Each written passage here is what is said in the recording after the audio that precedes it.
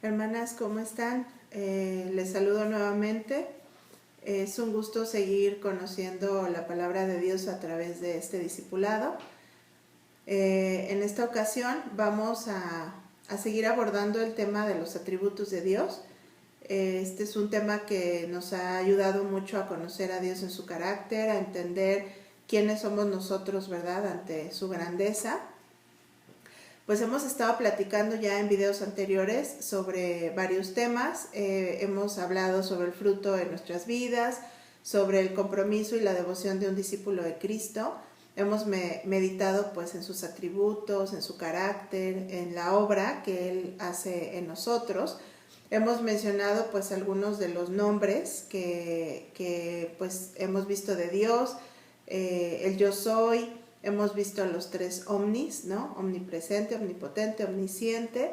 Y bueno, vamos a estar comentando ahora sobre unos últimos atributos que nos va a ayudar mucho a conocer al Señor más a profundidad. Y pues vamos a empezar hablando primero de la soberanía de Dios, que es un atributo que realmente ha llegado a ser de tropiezo para muchos que han blasfemado contra el Señor, ¿no? Porque su voluntad soberana pues no encaja normalmente con la de ellos, ¿no? Entonces, bueno, me gustaría que primero entendiéramos, antes que nada, qué es la soberanía de Dios y cómo la vemos en muchos aspectos en la palabra, ¿no? Voy a leerles algunas citas para que ustedes vean qué es lo que la palabra habla acerca de este tema, de este atributo, ¿no? Espero que podamos realmente dejarlo muy claro en esta ocasión, ¿no? Entonces, bueno, primero vemos que la soberanía de Dios la vemos en todas las cosas, ¿no? Vemos en el Salmo 115:3 que dice: nuestro Dios está en los cielos, Él hace lo que le place, ¿sí? Entonces ahí vemos, ¿no?, que el Señor, Él hace lo que Él le place, y esta es parte de la soberanía. Vemos en Job 42:2 que dice: yo sé que tú puedes hacer todas las cosas y que ninguno de tus propósitos tuyo puede ser frustrado, ¿sí? O sea, todo lo que Dios hace, nadie lo puede detener, nadie lo puede frustrar. Y vemos también en Daniel 4:35: todos los habitantes de la tierra son considerados como nada, mas Él actúa conforme a su voluntad en el ejército del cielo y entre los habitantes de la tierra. Nadie puede detener su mano o decir a Él: ¿qué has hecho? Y esto vemos que lo dijo Nabucodonosor, ¿no? Cuando él pasó por toda esta circunstancia tan complicada en su vida, y él acabó reconociendo que Dios hace su voluntad, ¿no? En el cielo, en la tierra, en los habitantes de la tierra, y que nadie puede detener su mano. Esta soberanía de Dios también la vemos en nuestras vidas, ¿sí? La vemos en nuestros planes que nosotros normalmente hacemos a diario. Vemos en Proverbios 20:24: por el Señor son ordenados los pasos del hombre. ¿Cómo puede, pues, el hombre entender su camino? ¿Sí? O sea, el Señor ordena nuestros pasos. Vemos también Santiago 4, del 13 al 15: oigan ahora ustedes que dicen: hoy o mañana iremos a tal o cual ciudad y pasaremos allá un año, haremos negocio y tendremos ganancia. Sin embargo, ustedes no saben cómo será su vida mañana. Más bien debieran de decir: si el Señor quiere, viviremos y haremos esto o aquello, ¿sí? Porque realmente estamos bajo el orden de Dios, bajo su soberanía, bajo su control. Entonces muchas veces cuánta gente, ¿no?, vive de esta manera pensando que pues pueden hacer con su vida lo que sea su voluntad, y realmente no. O sea, deberíamos de tener este temor de decir: pues si el Señor quiere, haremos esto o aquello, ¿no? También vemos la soberanía de Dios en la salvación, ¿sí? En Hechos 13:48, que dice: y creyeron cuantos estaban ordenados a vida eterna, ¿sí? O sea, Dios ya tiene ordenado quiénes seremos salvos, ¿no? Quiénes somos de Él, que estamos apartados y escogidos. También vemos en Romanos 9, del 15 al 16: tendré misericordia del que yo tenga misericordia, y tendré compasión del que yo tenga compasión. Así que no depende del que quiere ni del que corre, sino de Dios, que tiene misericordia. y aquí vemos su soberanía en medio de la salvación, ¿sí?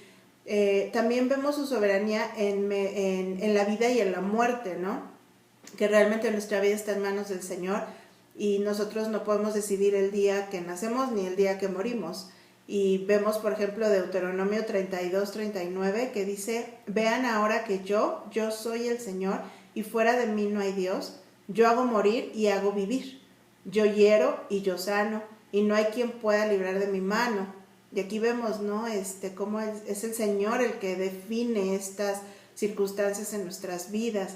Vemos también en 1 Samuel 2:6, que dice: el Señor da muerte y da vida, hace bajar al Seol y hace subir. Entonces realmente nuestra vida, nuestra muerte está en manos del Señor completamente. También vemos muy claramente en la palabra cómo la soberanía de Dios también está en las calamidades, ¿sí? Vemos, por ejemplo, la cita de Amós 3:6, que dice: si se toca la trompeta en la ciudad, no temblará el pueblo. Si sucede una calamidad en la ciudad, ¿no la ha causado el Señor? ¿Sí? Y también vemos en Isaías 45:7, que dice: yo soy el que forma la luz y crea las tinieblas, el que causa bienestar y crea calamidades. Yo soy el Señor, el que hace todo esto.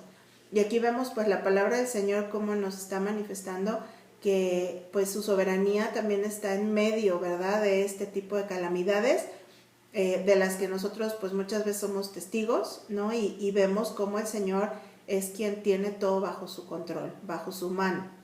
Ahora, la soberanía de Dios nosotros pues la podemos leer entre todas las líneas de las historias de la Biblia, ¿no? Está muy marcada la soberanía de Dios en la palabra. Es un atributo que se les da a los creyentes, bueno, a nosotros que somos creyentes, nos da mucho la esperanza, ¿no?, para aguantar circunstancias lamentables y también para celebrar momentos jubilosos. Realmente muchas personas es complicado a veces pensar en la soberanía de Dios. Es un atributo en el que no todo el mundo se siente muy cómodo, pero sí necesitamos entender realmente qué es la soberanía de Dios, cómo actúa, y como creyentes sobre todo debemos de confiar completamente en la soberanía de Dios.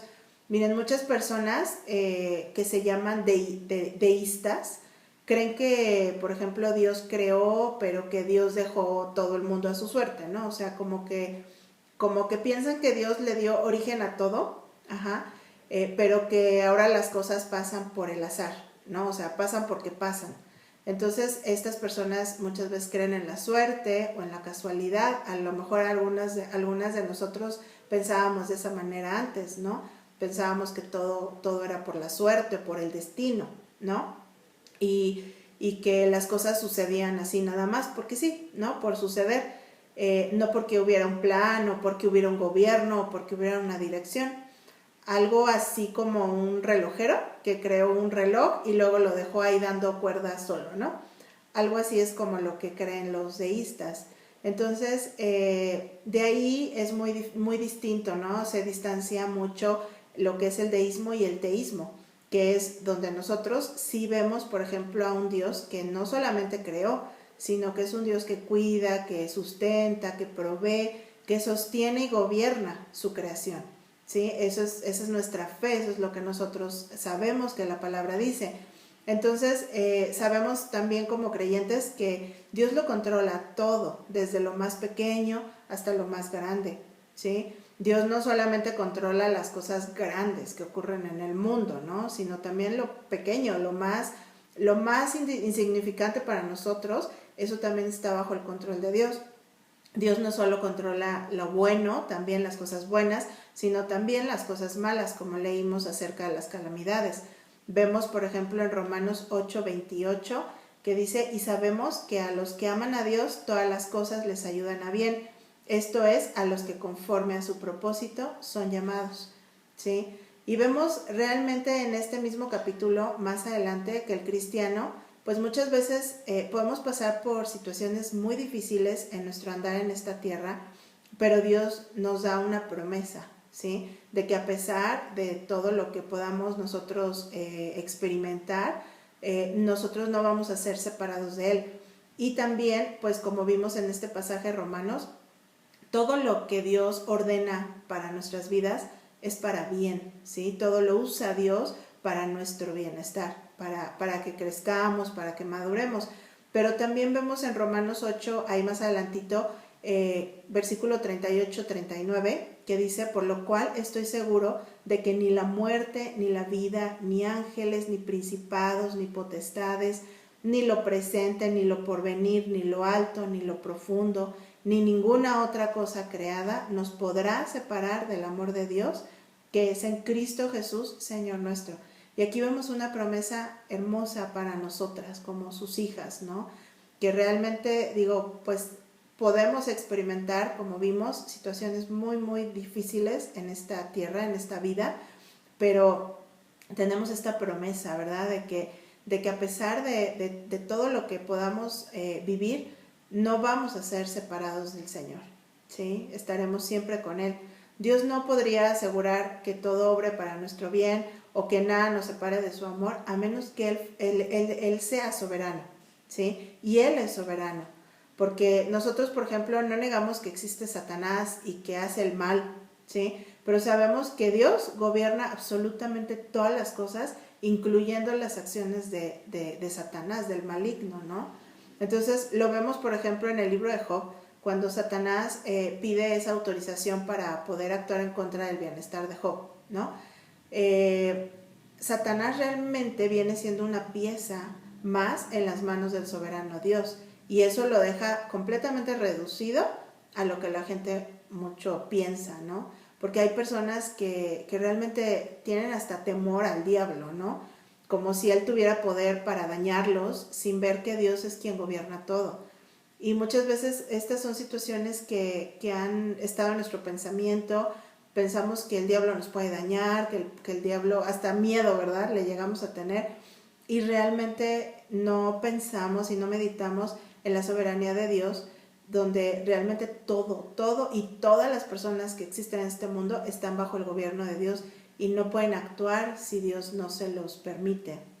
Ahora podemos pensar que los hombres actúan de acuerdo a sus inclinaciones pecaminosas sin que Dios intervenga muchas veces, pero debemos entender que aunque el hombre pueda actuar para mal, Dios, como quiera, lleva a cabo su plan soberano usando lo que el hombre hace para hacer lo que él quiere, ¿sí? Entonces, por ejemplo, esto lo podemos ver en el caso de José, que es uno de los pasajes donde más clara vemos la soberanía de Dios.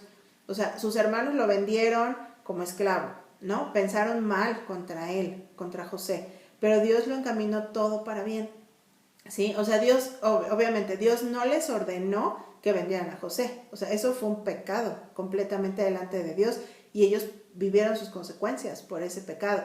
Pero Dios al final estaba detrás, llevando a José a cumplir todos sus propósitos soberanos. ¿Y cuáles eran esos propósitos? Pues como él dice ahí en ese pasaje, salvar a toda una nación. Miren, vamos a leer Génesis 50:20, que dice: vosotros pensasteis mal contra mí, mas Dios lo encaminó a bien para hacer lo que vemos hoy, para mantener en vida a mucho pueblo. Entonces aquí vemos completamente la soberanía de Dios. Entendemos que Dios es soberano, ¿sí? Él usa lo que sea, hasta el mismo diablo puede usarlo para llevar a cabo su plan soberano. Ahora, entendamos que detrás de todo lo que acontece está Dios. No está el diablo, no están los hombres, como muchas veces se piensa. Aquí vemos, por ejemplo, en Job, cuando Job dice que realmente Job nunca menciona que fue el diablo, ¿no?, el que hizo o que provocó lo que le sucedió. Vemos, por ejemplo, que dice: Jehová dio, Jehová quitó, sea el nombre de Jehová bendito. Y él al final del libro él reconoce que fue Dios el que permitió todo esto en su vida, ¿no? Entonces, realmente nosotros muchas veces cometemos el error de mirar las circunstancias, de mirar a los hombres, de pensar que el diablo, ¿verdad?, está actuando en contra de nosotros, y realmente todo lo que sucede en nuestra vida es orquestado por Dios, es ordenado por Él, ¿sí? También, por ejemplo, lo vemos en la vida de Pablo, ¿no?, que cuando le pidió a Dios que le quitara ese aguijón, que bueno, entendemos, ¿verdad?, que era una cuestión que a él le estaba pesando, ¿verdad?, le estaba molestando. Pero Pablo vemos que él sabía, claramente él sabía que Dios estaba detrás de ese aguijón. Eso lo vemos en 2 Corintios 12:8, que dice, respecto a lo cual 3 veces he rogado al Señor que lo quite de mí. ¿Sí? O sea, Dios era soberano sobre ese aguijón. El propósito de Dios era usar al diablo mismo para que Pablo se mantuviera en humildad. Ese es el propósito de Dios realmente, detrás de este aguijón que Pablo estuvo sufriendo por tanto tiempo, ¿no? Y que realmente nunca, no sabemos si se lo quitó o no se lo quitó, porque la palabra ya no lo menciona, pero probablemente no fue así, ¿verdad? Porque ya eran 3 veces que el Señor le había rogado al Señor, y el diablo, el Señor dijo claramente que le bastara su gracia, o sea, prácticamente que no se lo iba a quitar. Entonces, esto era para que Pablo se mantuviera en humildad. Así que es obvio que aún el diablo está bajo el control soberano de Dios. Entonces aquí es donde lo vemos, ¿no? Ahora, tenemos que comprender que Dios no es el que causa el mal, porque esto puede crear confusión, ¿sí? O sea, Dios es luz. Él no se contamina, Él no tienta a nadie, ¿sí? Como dice en Santiago 1, del 13 al 14. Cuando alguien es tentado, no diga que es tentado de parte de Dios, porque Dios no puede ser tentado por el mal, ni Él tienta a nadie, sino que cada uno es tentado cuando de su propia concupiscencia es atraído y seducido. Entonces Dios no es el que causa el mal y tampoco es el que nos tienta, ¿no? O sea, no es así como muchas veces se puede pensar. Ahora, la motivación más bien del pecador es que siempre va a querer hacer el mal, ¿no? Pero la soberanía de Dios lleva el mal del pecador a cumplir un bien. O sea, no sé si me lo puedan entender, pero realmente la soberanía de Dios es la que al final permite, controla, ordena, y no es realmente Él el que produce el mal, ¿sí? Pero muchas veces ocupa estas cuestiones malas, lo que pasa o lo que el diablo hace para poder llevar a cabo sus planes.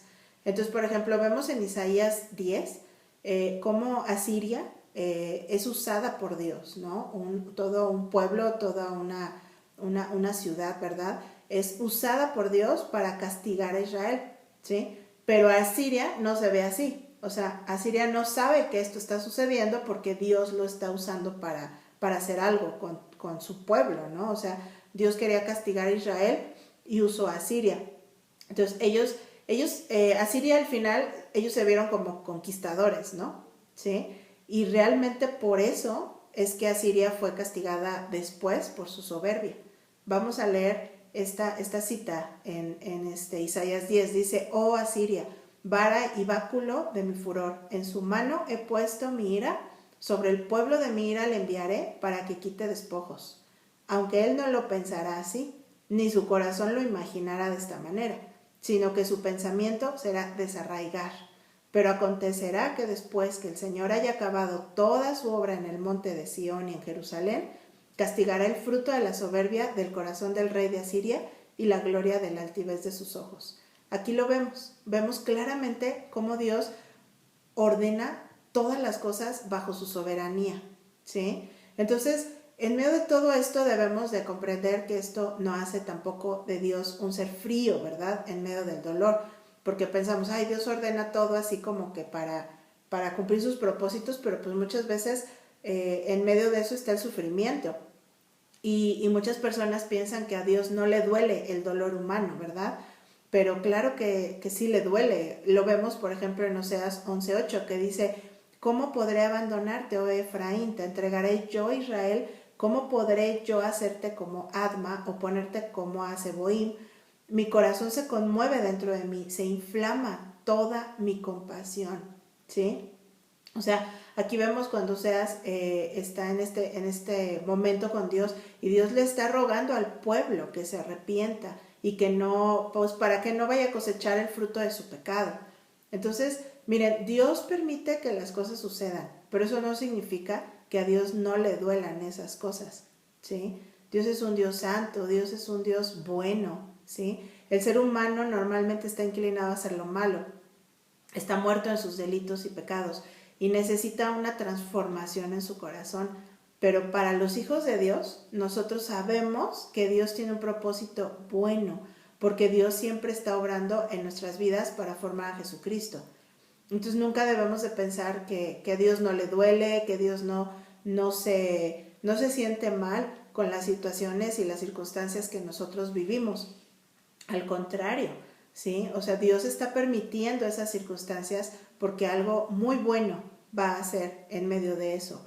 Ahora podemos confiar nosotros completamente en la soberanía de Dios como creyentes, aunque no lograremos nunca pues realmente entender este atributo ni ningún otro, están fuera de nuestro alcance del intelecto y de poder comprender realmente quién es Dios. Pero, por ejemplo, vemos en el libro de Eclesiastés que el temor consiste en entender mis limitaciones y confiar en el Señor, aunque yo no entienda todo lo que Él va haciendo, ¿no? Dice en Eclesiastés 12:13, teme pues a Dios y cumple sus mandamientos, porque esto es todo para el hombre. Entonces, realmente nosotros no vamos a entender todo, como veíamos, pero sí podemos confiar en esta sabiduría. Por ejemplo, cuando nos encontramos en momentos de dudas, de sufrimiento, nosotros es cuando normalmente podemos llegar a cuestionar este atributo, ¿no? Pero es cuando debemos de también considerar otro atributo muy real, porque Dios, acuérdense que Dios es soberano, pero también Dios es amor, ¿sí? Y esto conlleva muchas cosas, ¿no? Los atributos, todos los podemos hasta conectar, porque Dios lo es todo, ¿no? Y uno nos lleva a otro. Entonces realmente aquí podemos también pensar y meditar cuando estemos cuestionando lo que Dios hace, pues que Dios es amor, ¿sí? Podemos mirar precisamente lo que Dios mismo estuvo dispuesto a hacer en la cruz por amor, ¿sí? Él envió a su Hijo amado por viles pecadores que no lo merecíamos, ¿sí? Para obtener salvación. Y entonces esto cambia la perspectiva, ¿no? Cuando nosotros pensamos que Dios está actuando de una forma como que parece que está apático y que no pone atención a lo que nosotros estamos viviendo. Tenemos que confiar que Él es soberano, que Él está actuando en nuestras vidas, pero también que Él nos ama, que Él nos ha mostrado un amor muy, muy grande a través del sacrificio de su Hijo Jesucristo, y que realmente nosotros eso nos hace poder confiar y soltarnos en sus manos a pesar de lo que estemos pasando. Ahora, en ocasiones Dios no quiere decir que no nos ame por las situaciones dolorosas que estamos viviendo. Nosotros tenemos que considerar que muchas veces, pues la verdad es que nos aferramos mucho a este mundo, vamos haciendo raíces aquí, y esa pues no es la intención de Dios, ¿sí? Muchas veces Dios usa la aflicción, usa experiencias dolorosas para despegar nuestros corazones de este mundo y ponerlos en el cielo, ¿sí? Nosotros no tenemos, por ejemplo, la promesa de Dios de que aquí en el mundo vamos a ser librados de aflicciones, al contrario, ¿sí? La aflicción es parte de esta tierra a causa de que el pecado entró al mundo, pero Dios usa estas aflicciones para que el hombre, si no conoce a Cristo, pues entienda cuál es su lugar, sus limitaciones delante de Dios, lo reconozca y se arrepienta. Pero para los creyentes, estas aflicciones, la verdad es que nos acercan a Dios, nos hacen clamar a Él, y así es la manera como Dios lidia con nuestros pecados y nos entrena para hacernos más fructíferos en la vida cristiana, como veíamos, y para también entender a otros que sufren. Entonces, nuestro conocimiento comprende que las cosas malas que suceden en este mundo, pues son a causa de que la tierra fue maldecida por Dios por el pecado, ¿sí? Que entró. Y cuando Cristo murió en la cruz, Él plantó la semilla de un cielo nuevo, una tierra nueva, que algún día pues vamos a disfrutar, donde ya no habrá llanto, no habrá dolor, no habrá aflicciones, como veíamos, calamidades, pero tenemos que esperar a que eso llegue. Ahora, mientras tanto, el dolor y la aflicción no solamente son el resultado de la caída, sino también son un instrumento ahora en manos de Dios para llamar al pecador al arrepentimiento y para ayudar al creyente a seguir creciendo en su fe y madurar en su vida cristiana. Entonces, no podremos nosotros entender la mente de Dios en ninguna circunstancia, pero sí tenemos que aprender a descansar en su soberanía. Nuestro consuelo es que Jehová reina, ¿sí? Y que Él va a venir un día, Él va a hacer justicia, y que todos los que hemos depositado nuestra confianza en Él, vamos a estar con Él, y que todos nuestros pesares ahí van a ser terminados, ¿sí? Dios es un Dios soberano que cumple sus propósitos y lo usa todo, lo bueno, lo malo, para realmente cumplir estos propósitos, ¿no? Ahora, recordemos siempre que ese Dios soberano también es un Dios de amor, que amó al mundo porque el mundo, o sea, no porque el mundo fuera digno de ser amado, ¿verdad? Más bien debemos comprender que el mundo es tan malo y tan pecador que es muy sorprendente que un Dios que no tiene nada que ver con la maldad, que es santo, haya amado al mundo, tanto que estuviera dispuesto a dar a su Hijo para que todo aquel que en Él cree no se pierda, mas tenga vida eterna. Entonces, realmente Dios, miren, Dios dio todo lo que amaba, lo que más amaba, ¿sí? Para que nosotros pudiéramos ser redimidos por ese Hijo que no había cometido maldad, para que se entregara por un mundo que lo odiaba, ¿sí? O sea, porque realmente el mundo lo odiaba, ¿sí? Nosotros mismos éramos enemigos de Dios. Dios sabía de antemano que el mundo no iba a apreciar la dádiva de su Hijo, pero aún así entregó a su Hijo por amor, ¿sí? Y ahí es donde le damos, por ejemplo, el énfasis ahí en Juan 3:16, que es una cita que tanto conocemos. De tal manera amó Dios al mundo, o sea, fíjense, de tal manera, una manera que no nos merecíamos, una manera que realmente no tendría por qué haberlo hecho. Nunca será el amor de Dios enfocado a que el hombre vale tanto como para que Dios enviara a su Hijo. Muchas veces entendemos mal el amor de Dios, ¿no? O sea, realmente nosotros no éramos algo tan valioso como para que Dios enviara a su Hijo. Nosotros merecíamos una condenación eterna, pero Dios envió a su Hijo a morir por nosotros. En esto consiste el amor de Dios. Dios estaba buscando lo más necio, lo más vil, y te encontró a ti y me encontró a mí, ¿sí? Fue el amor de Dios el que nos atrapó y nos trajo a la cruz del Calvario, ¿sí? Como dice, con cuerdas humanas los atraje, con cuerdas de amor. Fue su amor el que nos trajo a Él. Muchas veces, hermanas, se ha malinterpretado el amor de Dios. Se ha llegado a pensar que Dios es un Dios de amor, que siempre actúa de manera en que nosotros seamos beneficiados, ¿no? Y cuando Dios no obra de esa manera, pensamos, es que Dios a mí no me ama, ama al otro, pero a mí no me ama porque no me da lo que el otro tiene o no actúa conmigo con lo que yo le he estado pidiendo, ¿no? No me lo da. Hermanas, miren, Dios es amor, pero no es esto, este atributo no es para nuestro beneficio, ¿sí? Por ejemplo, me gusta mucho cómo dice, el amor es de Dios en Juan 4:7, ¿no? El amor existe en Dios. ¿Esto qué quiere decir? O sea, aún antes de que todas las cosas fueran creadas por Él, Dios es amor, ¿sí? O sea, Dios no nos creó porque estaba muy solo o porque no tenía a quien amar. Entre las personas de la Trinidad hay amor, hay comunicación. O sea, todo lo que Dios necesita está en Dios. Dios consigo mismo es feliz.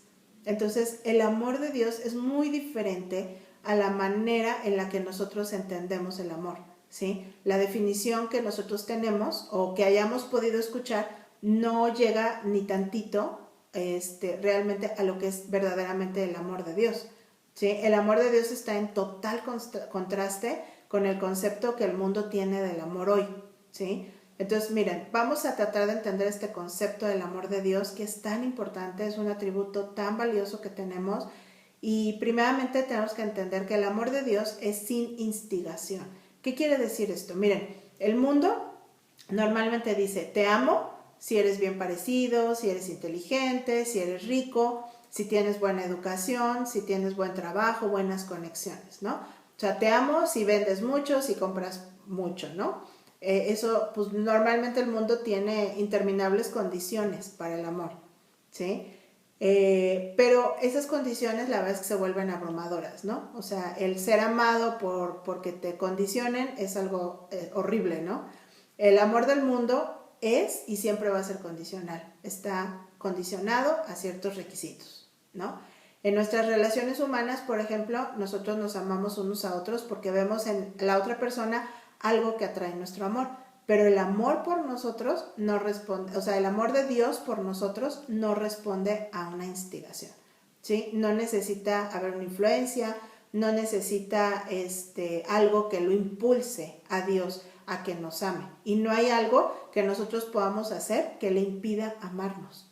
El amor de Dios es algo que vence las barreras, vence los prejuicios, es un amor que no discrimina. Lo vemos en Juan, por ejemplo, 3:16, ¿no? Que dice, para que todo aquel que en él crea, o sea, todo aquel, no está poniendo requisitos, no está poniendo condiciones, o sea, todo aquel, es todo el que venga pidiendo misericordia, va a ser aceptado.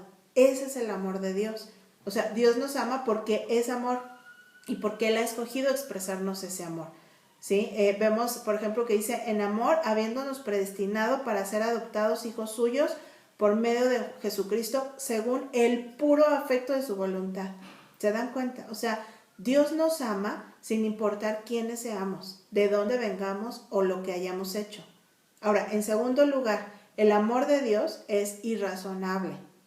¿Qué quiere decir? Bueno, vemos en Génesis, ¿no? Donde empieza la historia de la creación, que no hay ninguna razón descrita para que Dios amara a Adán y Eva, por ejemplo. No vemos ninguna razón para que cubriera su pecado con la piel del animal sacrificado. No hubo tampoco ninguna razón para que Dios librara a Noé y a su familia. O sea, si nosotros vamos viendo la historia, ha habido numerosas razones, más bien al contrario, o sea, para que Dios no nos ame, para que Dios no ame al hombre, ¿sí? Nosotros mismas podremos numerar bastantes razones para que Dios no nos ame, ¿sí? Pero Dios es un Dios que hace todo esto a un lado y nos ama porque su naturaleza es amar, ¿sí? Vemos Romanos 5, del 6 al 8. Ciertamente apenas morirá alguno por un justo, con todo pudiera ser que alguno osara morir por el bueno. Mas Dios muestra su amor para con nosotros, en que siendo aún pecadores, Cristo murió por nosotros. Un pasaje hermoso, donde vemos claramente el amor de Dios. O sea, Dios no nos ama debido a que seamos aceptables, por eso es que es un amor irrazonable. ¿Se dan cuenta? O sea, no hay razón para que Dios nos amara, pero Él nos ama. En tercer lugar, el amor de Dios es interminable. Dios es amor, pero también Dios es eterno. ¿Se dan cuenta cómo se entrelazan estos dos atributos? El amor de Dios es eterno. Dios nos ama con amor eterno. Vemos en Jeremías 3:13 que dice, Jehová se manifestó a mí hace ya mucho tiempo diciendo, con amor eterno te he amado, por tanto te prolongué mi misericordia. Con amor eterno te he amado. ¿Se dan cuenta? O sea, cómo el amor de Dios sí es un amor eterno, ¿sí? Antes de que respiráramos siquiera, Dios ya nos amó con ese amor que es tan difícil de comprender, ¿sí? En su libro Hacia el conocimiento de Dios, el escritor J.L. Packer dijo, fíjense, lo que importa supremamente no es que yo conozca a Dios, sino que Él me conoce a mí. Estoy esculpido en la palma de su mano, nunca estoy lejos de su pensamiento, yo le conozco porque Él me conoció primero. Este increíble confort es saber que Dios continuamente está conociéndome en amor. Esto es para mi bien. Su amor es completamente realista. Se basa en un conocimiento previo de lo peor en cuanto a mí, de manera que nada de lo que Él descubra en cuanto a mí jamás puede desilusionarlo. Hermanas, Dios nos ama a pesar de lo que somos, ¿sí? O de lo que fuimos, porque su naturaleza es amor. Nuestras experiencias humanas nos enseñan lo contrario, ¿verdad? Cuando hacemos las peores cosas, somos inmediatamente desechados por otros y probablemente otros ya no nos pueden amar. Esto es claro, obviamente, pues no nos lleva a probar lo ilimitado del amor de Dios. No es que te pongas a hacer lo malo porque Dios te sigue amando, sino que nos ayuda a comprender que aunque nosotros hayamos pensado que pecamos más allá de los límites del amor de Dios, Dios nos ama. Muchas veces cuando venimos a Cristo pensamos, ¿no?, en nuestra vida pasada y a veces ha habido comentarios, ¿no?, que dicen, es que Dios no me va a poder perdonar, ¿no?, porque yo hice cosas muy, muy malas, muy vergonzosas. Bueno, hermanas, por más malas y vergonzosas hayan sido nuestras experiencias, Dios nos ama, ¿sí? Esto es algo que tenemos que creer y que tenemos que vivir seguras y confiadas, ¿sí?, de que Dios nos ama. Hasta este punto llega el amor de Dios cuando un pecador es rescatado, ¿sí? Por eso sabemos que Dios puede salvar a alguien que ha cometido lo peor, el peor pecado que puede existir en esta tierra, porque el amor de Dios es ilimitado. Dios no tiene límite en ninguno de sus atributos, no solamente en este. Ahora, también debemos entender que el amor de Dios es inmutable, ¿sí? En las relaciones humanas vemos cuán difícil es tratar de lograr alguna estabilidad, ¿no? Realmente, pues, es complicada. Las relaciones siempre, pues, somos pecadores, redimidos, claro, ahorita, pero pues somos débiles, ¿no? Tenemos un carácter que Dios apenas lo está transformando. Pero saben, hermanas, el amor de Dios nunca cambia. Vemos Malaquías 3:6, porque yo Jehová no cambio, por esto hijos de Jacob no habéis sido consumidos. Miren, el amor de Dios es constante en su expresión. No es que un día te quiere y otro día ya no, ¿sí? No es que un día te lo expresa y otro día no. O sea, Dios es el mismo, pase lo que pase. Hemos escuchado algunos matrimonios decir, no, pues es que ya se acabó la luna de miel, ¿no? Ya pasó lo romántico, ya pasó el enamoramiento, ya pasó lo lindo. Y eso es porque nosotros somos finitos, ¿no? No podemos nosotros sostener el nivel de intensidad y afecto de una luna de miel, ¿sí? Porque somos cambiantes, porque ya cuando pasa el tiempo, pues sale el carácter, ¿no? De cada quien y empieza Dios a moldearnos a través del matrimonio. No podemos, por ejemplo, prever las irritaciones que vienen con la familiaridad prolongada, que esto es algo normal, ¿no? Que pasa en todas las familias. No podemos, por ejemplo, a veces mantener nuestra condición física o la belleza física que tuvimos, ¿no? Que realmente no sabemos cómo nosotros mantener esa relación fresca. Pero Dios, hermanas, dice que su amor por su pueblo no cambia. Y esto es algo bellísimo que tenemos de parte del Señor, ¿sí? Isaías 62:5 dice, y como el gozo del esposo con la esposa, así se gozará contigo el Dios tuyo.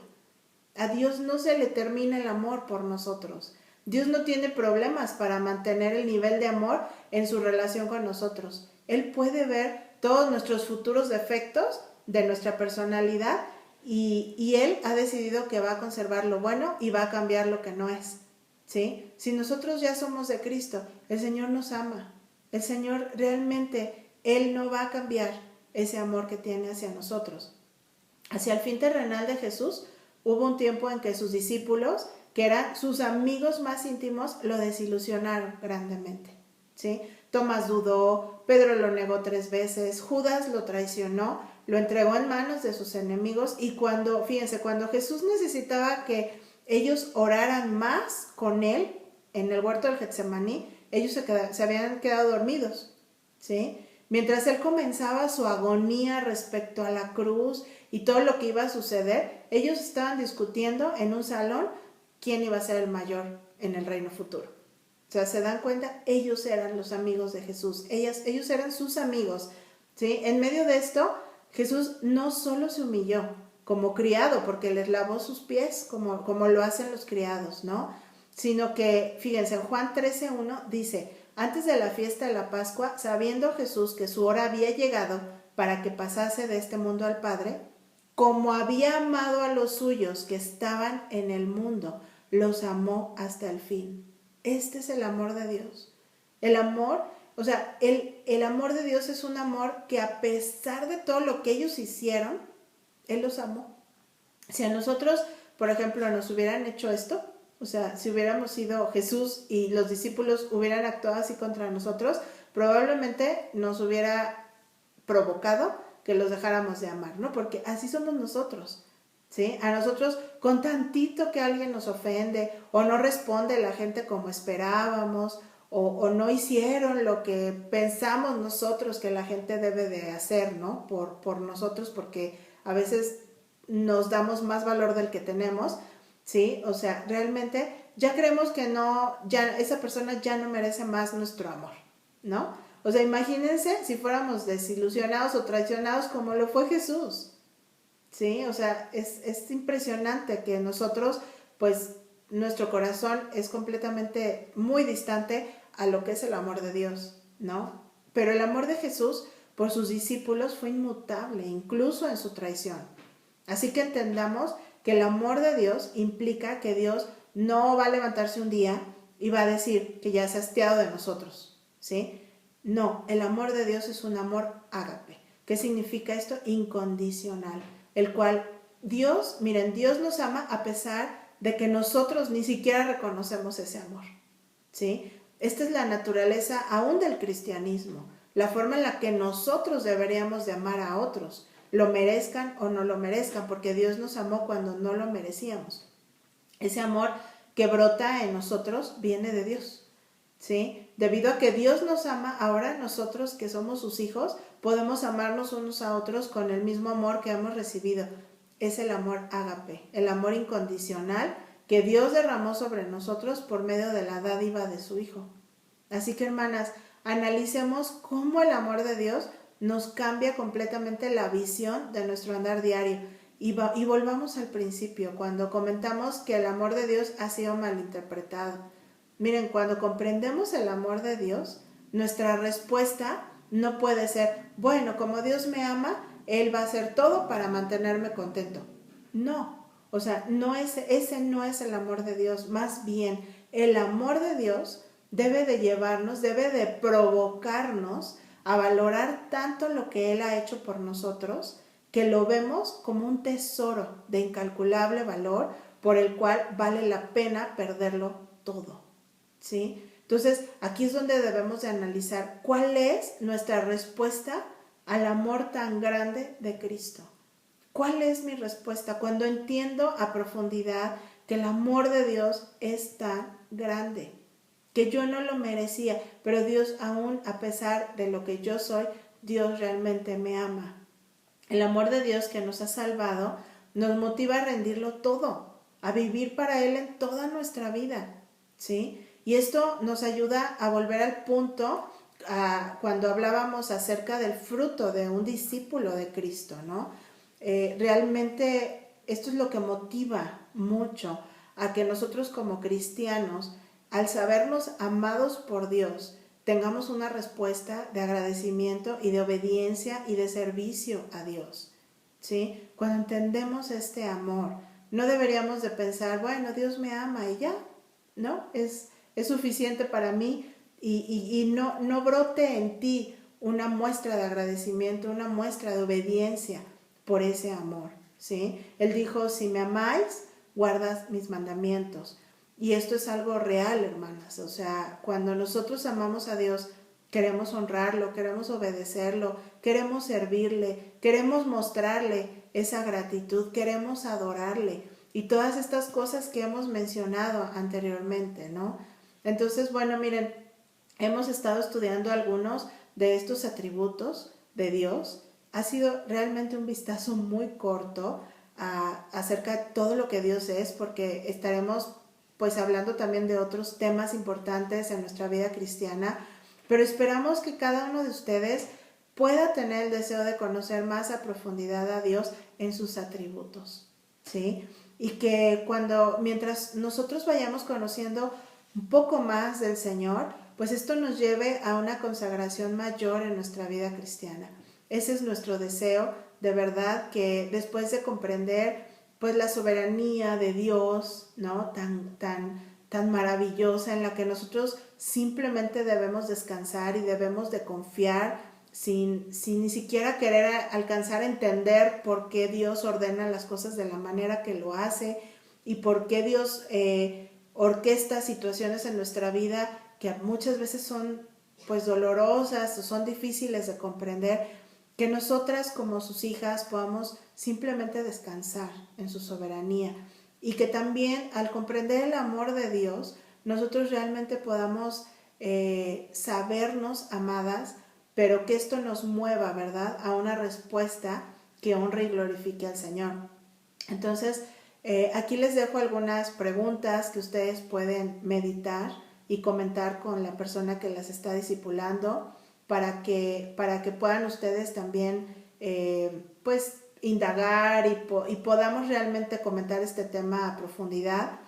Miren, por ejemplo, ¿cómo comprendes la soberanía de Dios en relación con Satanás y el mal? que lo comentamos, ¿crees o has creído que a Dios no le duele el dolor humano? ¿Has pensado alguna vez que Dios no te ama? ¿Cómo usa Dios nuestras aflicciones? ¿Comprendes en qué consiste el amor de Dios? ¿Has interpretado el amor de Dios pensando que es para tu beneficio? ¿Alcanzas a mirar cuán grande es el amor de Dios en comparación a lo limitante que es tu amor hacia otros? ¿Y cuál es tu respuesta al gran amor de Dios? Entonces, hermanas, realmente que Dios nos ayude a meditar en estos atributos. Sabemos que para conocer no alcanzaría la vida, ¿verdad? Para conocer a nuestro Dios. Dios realmente es algo tan grande, es un ser enorme al cual nunca vamos a poder alcanzar a comprender, pero que Dios despierte en nosotras más deseo de seguir conociéndolo y seguir asombrándonos de lo que Él es, ¿sí? Que podamos continuar respondiendo a su gran amor al vivir vidas cristianas que le honren genuinamente. Bueno, pues acompáñenme a orar. Señor bendito, te damos tantas gracias, Padre, porque hoy podemos profundizar acerca, Señor, de estos temas tan importantes en nuestra vida cristiana. Gracias, Señor, por tu soberanía. Gracias, Padre, porque eso nos da paz, nos enseña que realmente nosotros somos seres que estamos bajo tu orden, que todo lo que pasa en nuestras vidas, sea bueno o sea malo, todo, Señor, viene de ti y para que nuestras vidas puedan ser formadas. Gracias, Señor, porque nada de lo que pasa es para nuestro mal, todo tú lo ordenas para bien, Señor, y esa es nuestra confianza, que a pesar de lo que en este mundo, Señor, nosotros podamos experimentar, tenemos la certeza de que tú lo harás todo para nuestro bien y que nada nos separará de tu amor, Señor. Gracias, Señor, por esa soberanía. Ayúdanos a descansar en ella, ayúdanos a confiar siempre en ti, Señor.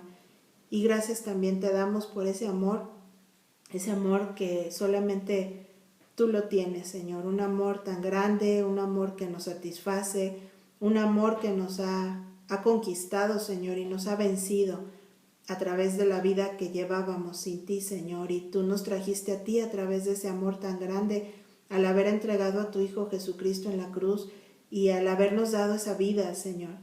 Padre, ayúdanos a responder a ese amor de forma agradecida, Señor, a vivir, Señor, obedeciéndote, buscando ordenar nuestros caminos para honrarte, Señor, y también para que podamos servirte en agradecimiento al amor tan grande que tú has tenido hacia nosotros. Ayúdanos, Señor, para que podamos cada día mantenernos firmes, recordando cada uno de estos atributos, Señor, que hemos podido hablar en este tiempo, Señor.